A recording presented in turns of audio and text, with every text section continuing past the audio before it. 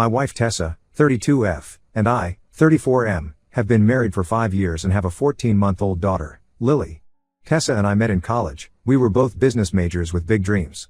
I was the quiet, studious type, while Tessa was always bursting with energy and ideas. After graduation, I landed a job at a tech startup as a junior software engineer, and Tessa went to work for a big marketing firm. We dated for 3 years before getting married. During that time, we often talked about our future. We both wanted children, but we also had career aspirations. Tessa always said she wanted to start her own business someday. I supported her dream, thinking we'd cross that bridge when we came to it. 2 years into our marriage, Tessa came to me with a business plan. She wanted to quit her job and start her own marketing agency. I was hesitant at first. We had just bought a house, and I worried about the financial risk. But Tessa was so passionate and had clearly done her research. We agreed she'd give it a year, and if it didn't work out, she'd go back to a regular job. To our surprise and relief, Tessa's business took off quickly. She had a knack for social media marketing and quickly built a roster of impressive clients. Within 18 months, she was making more than she had at her old job. I was incredibly proud of her success. It was around this time that we started talking seriously about having a baby. We both felt ready, financially stable, secure in our careers, and excited about becoming parents. When Tessa got pregnant, we were overjoyed. During the pregnancy, we had many conversations about how we'd balance work and family. Tessa was determined to keep her business going but assured me she'd scale back. She even talked about eventually working part-time so she could be more hands-on with our child. I remember feeling so grateful that we were on the same page. Lily was born after a difficult 36-hour labor. Tessa was exhausted but elated. Those first few weeks were a blur of sleepless nights and diaper changes, but we were happy. Tessa took her planned 3-month maternity leave, and I took 2 weeks off to help. The problem started when Tessa went back to work. Instead of scaling back as we discussed, she dove right back in full force. At first, I didn't say anything. I figured she was just excited to get back to her clients. But as weeks turned into months, Tessa's work hours got longer and longer. I work as a software engineer, and my job is pretty demanding, but I make it a point to be home by 6 p.m. most days. Tessa, on the other hand, is often still working when I get home. She'll pause for dinner and to say goodnight to Lily, but then she's right back at her computer until late into the night. My parents, who live nearby, have been a huge help. They're retired and dote on Lily. They watch her 4 days a week while I'm at work and Tessa's busy with her clients. On the other days, we have a part-time nanny, Mrs. Chen, a kind older woman who adores Lily. I try to spend as much time as possible with Lily when I'm not working, but I'm starting to feel overwhelmed and, if I'm honest, resentful. I've tried talking to Tessa about this several times. Each time, she assures me it's just temporary, she's working on a big project, or it's a busy season. But it never seems to let up. I feel like I'm watching my daughter grow up while her mother misses it all. Last month, Tessa dropped a bombshell. She announced she wanted to expand her business and take on more clients. She talked excitedly about hiring more staff, maybe even opening a small office downtown. When I asked about the hours, she admitted it would mean working even longer and possibly traveling for client meetings. I expressed my concerns about how this would affect our family dynamic, but she brushed them off. She said it was a crucial time for her company's growth and that this could set us up financially for life. I tried to remind her of our discussions during her pregnancy about scaling back, but she said things had changed, her business was doing better than she ever imagined, and she couldn't pass up these opportunities. I felt blindsided. This wasn't what we had planned. I found myself picking up more and more slack at home, doing most of the cooking, cleaning, and childcare when my parents or Mrs. Chen weren't there. Tessa would swoop in for an hour or two in the evening, play with Lily, and then be back on her laptop. Things came to a head last week. Lily had been working on her walking skills for a while, taking a few wobbly steps here and there. I had a feeling she was close to really walking on her own. That day, I asked Tessa if she could wrap up work early so we could spend some family time together. She said she'd try but had an important video call with a potential new client. Sure enough, when I got home with Lily, Tessa was still on her call. I took Lily to the living room to play. As I was setting up some toys, Lily pulled herself up using the coffee table. Then, to my amazement, she let go and took 5 clear steps across the room before plopping down on her bottom. I was ecstatic. I called out to Tessa, but she just waved at me to be quiet. She was still on her call. By the time she finished, nearly an hour later, Lily had walked across the room several more times. When I told Tessa what happened, she seemed more excited about landing the client than upset about missing such an important moment. I finally snapped. I told Tessa that she needed to reassess her priorities and spend more time with our daughter. I said it wasn't fair that my parents and I were doing most of the childcare while she focused on her career. I pointed out all the milestones she'd already missed: Lily's first laugh, her first solid food, the first time she clapped her hands. Tessa got defensive. She accused me of not supporting her dreams and said I was being selfish. She argued that she was providing for our family and that I should be grateful. She even suggested that I was jealous of her success. That hurt. I've always supported Tessa's ambitions, but I never thought it would come at the cost of our family life. I reminded her of all the conversations we'd had about balancing work and family, about her plans to scale back. She dismissed these as naive and said I needed to be more realistic about what it takes to run a successful business. We've been giving each other the cold shoulder since then. My parents have noticed the tension and have offered to watch Lily more often, but I don't think that's the solution. I want Tessa to be present and involved in our daughter's life. I love my wife, and I'm proud of what she's accomplished. But I can't shake the feeling that we're drifting apart, and that Lily is the one who will suffer for it in the long run. I don't want to ultimatum, but I'm at a loss for what to do next. Am I the asshole for telling my wife she needs to spend more time with our daughter? Or am I being unreasonable given that she's working hard to provide for our family? Edit. Some additional context. Before we had Lily, Tessa and I had discussed our expectations for parenting. We both agreed that we wanted to be hands-on parents and share responsibilities equally. Tessa was actually the one who initially suggested she'd work part-time for the first year or two. That's partly why her current behavior is so frustrating and confusing to me. Also, it's worth noting that financially, we're comfortable. My salary covers our living expenses, and Tessa's income mostly goes into savings and investments.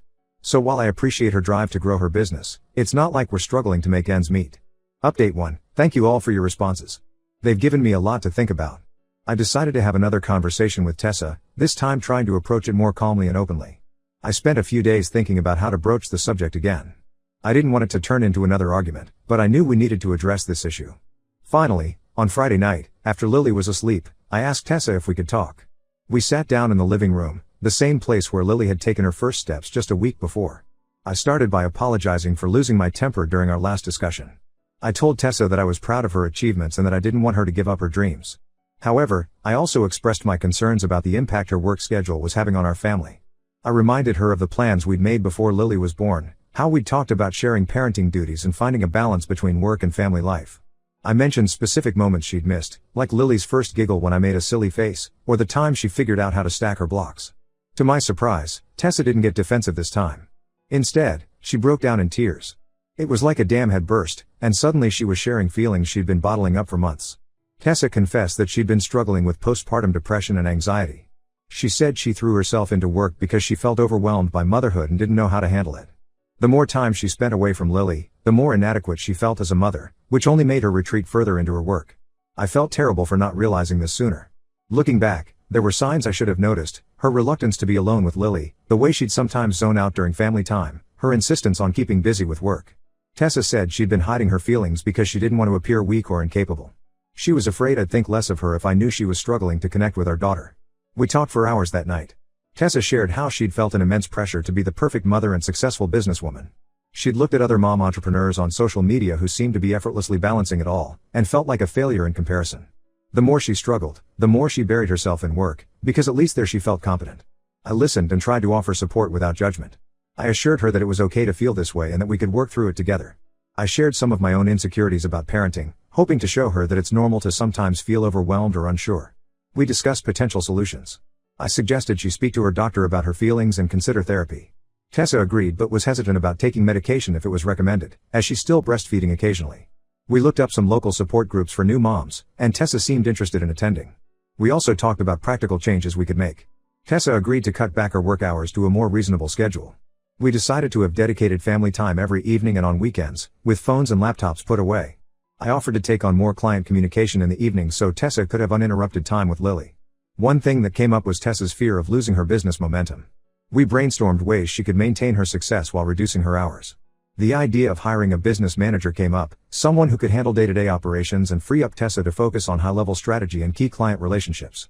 By the end of our conversation, I felt like we'd finally gotten to the root of the problem. We had a plan of action, and for the first time in months, I felt hopeful about our future as a family. The next day, we sat down with my parents and explained the situation. They were understanding and offered to adjust their babysitting schedule to whatever worked best for us.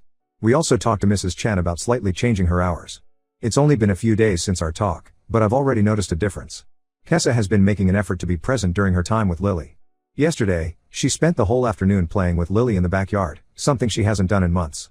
There were moments when I could see she was itching to check her phone, but she resisted. We have a long road ahead. I know it won't be easy for Tessa to scale back her work or deal with her depression and anxiety. There will likely be setbacks and difficult days. But I'm relieved we've finally opened up to each other, and I'm hopeful we can work through this together. I'm still processing my own feelings about all of this. While I'm glad we're making progress, part of me is hurt that Tessa didn't confide in me sooner. I'm also dealing with some guilt for not noticing her struggles earlier. I suppose we both have some work to do on our communication. For now, we're taking it one day at a time. Tessa has an appointment with her doctor next week to discuss her mental health, and we're looking into couples counseling as well. We're both committed to making this work, for ourselves, for each other, and most importantly, for Lily. Thank you all again for your advice and support. It really helped me approach this situation with a clearer head and more empathy. Update 2. It's been about a month since my last update, and I wanted to share some developments in our situation. Tessa has been seeing a therapist specializing in postpartum issues, and it seems to be helping. She's been more open about her feelings and is making a conscious effort to connect with Lily. We've established a routine where we have family breakfast together every morning and spend at least an hour playing with Lily before bedtime.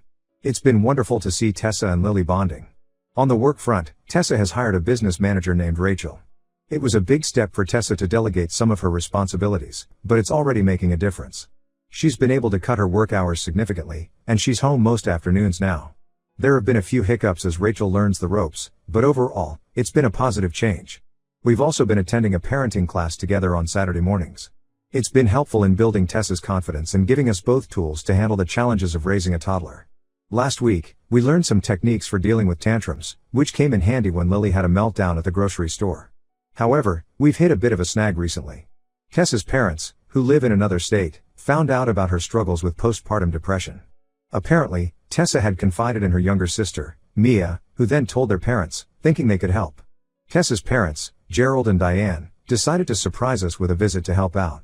They arrived 3 days ago and plan to stay for 2 weeks.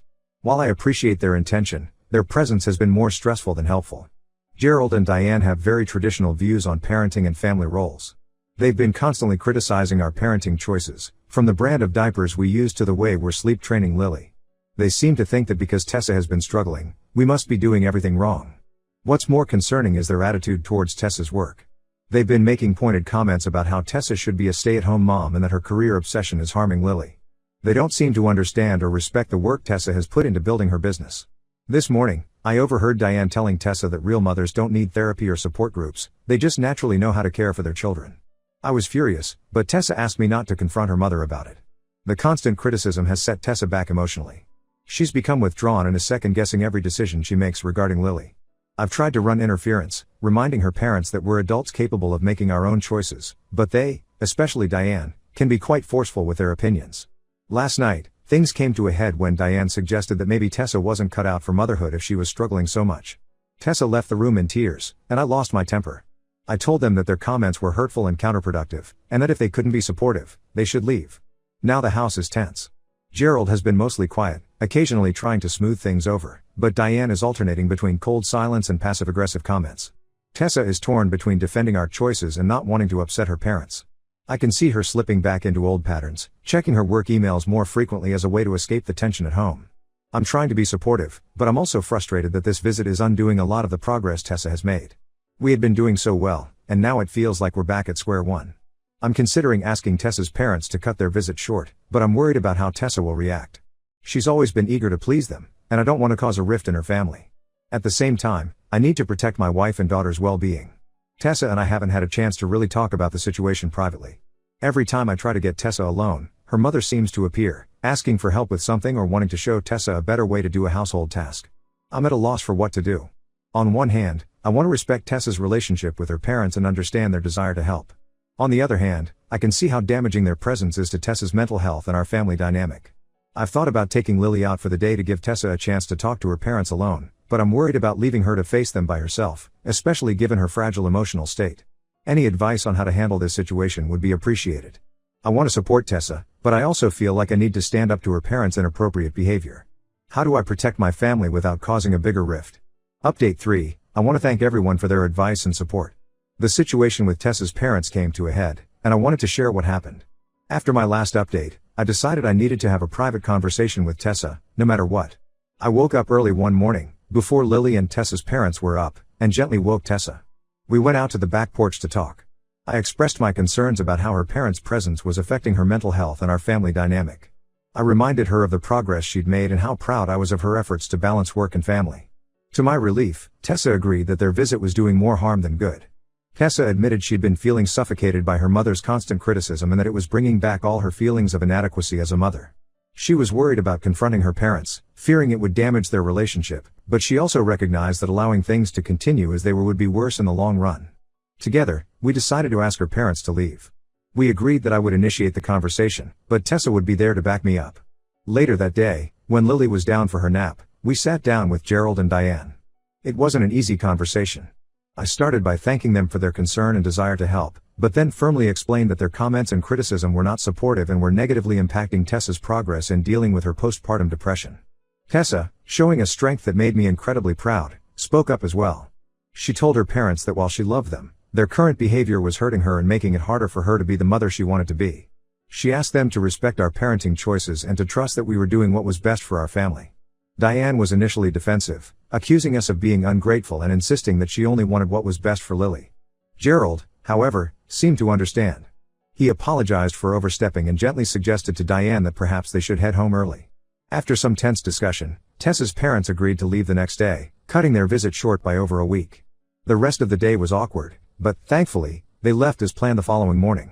Since they left, there's been a noticeable change in our household. Tessa seems more relaxed and confident in her interactions with Lily. We've been able to refocus on our family time and the routines we established before the visit.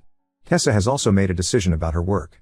She's given Rachel, her business manager, more responsibilities, allowing Tessa to focus primarily on client relations and strategy. This has significantly reduced her work hours, and she's now home most afternoons to spend time with Lily. We've also started attending a parenting support group together, which has been helpful in building Tessa's confidence and giving us tools to handle the challenges of raising a toddler. It's been reassuring for both of us to connect with other parents who are going through similar experiences. There's still some tension with Tessa's parents, especially Diane. They've been calling frequently, alternating between guilt-tripping and attempting to give more unsolicited advice. We're working on setting clear boundaries with them, which is challenging but necessary. Tessa has been firm about not discussing our parenting choices over the phone and changing the subject when her mother brings it up. Tessa's relationship with her sister Mia has been strained since we found out she told their parents about Tessa's struggles. They had a long phone conversation last week where Tessa explained how Mia's actions, though well-intentioned, had caused problems. Mia apologized, and they're slowly working on rebuilding trust. Overall, I feel like we're finally on the right track. Tessa is more present and engaged with Lily, and I can see their bond growing stronger every day. Just yesterday, Tessa spent the afternoon teaching Lily how to blow bubbles in the backyard. The sound of their laughter was the best thing I've heard in months. We're communicating better as a couple, too. We've started having weekly check-ins where we discuss any issues or concerns openly. It's helping us stay connected and address potential problems before they become big issues. There are still challenges ahead, of course. Tessa has good days and bad days with her postpartum depression, but she's committed to her therapy and support group. I'm learning to be more attuned to her moods and how to support her on the difficult days. I'm optimistic about our future as a family. We're both more aware of the effort it takes to maintain a healthy balance between work, family, and personal well-being. It's not always easy, but seeing Tessa's smile as she plays with Lily, or the way Lily's face lights up when Tessa enters the room, makes it all worthwhile. Thank you all for your support and advice throughout this journey. It's been invaluable in helping us navigate these challenging times.